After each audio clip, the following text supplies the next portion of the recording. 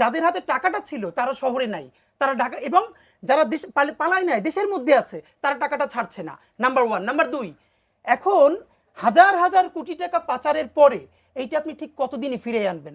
মানে আপনি 15 বছর ধরে একটা বিল্ডিং ধ্বংস করেছেন, আপনি এখন ধরেন এইটা যদি অস্বীকার করে কেউ যে না মানুষ কষ্টে নাই, এটা তো খুব বোকামি, কেন করবে? আর আমি তো সরকারের পার্ট না। কিন্তু বাস্তবতা যেটা হলো, এই যে এটা কার, এটা কি এই সরকারের? তাহলে সমাধান হলো ঠিক আছে, হাসিনা ভালো ছিল তারে ফিরিয়ে আনো, কারণ তার সময় মানুষ ভালো ছিল খুব। এটা হাদি ভাই, জি, আপনি গত 1 বছরে বাংলাদেশে যারা ফ্ল্যাট বিক্রি করে, কোনো ফ্ল্যাট বিক্রি নেই, আপনি জানেন দামি গাড়ি বাংলাদেশে কেউ কিনতেছে না, সবাই এই বিজনেসে, এবং যারা জমি কিনতো, এর মানে হাজার হাজার যে কোটি টাকা কালো টাকা তাদের ছিল, তারা বিনিয়োগ করতো জমিতে, তারা কিন্তু ফ্ল্যাট, তারা কিন্তু গাড়ি।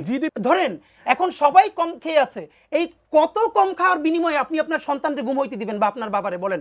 এখন দেশে ঘুম আছে, 18 কোটি মানুষের দেশ, আপনি কাকে স্টেক দিবেন না?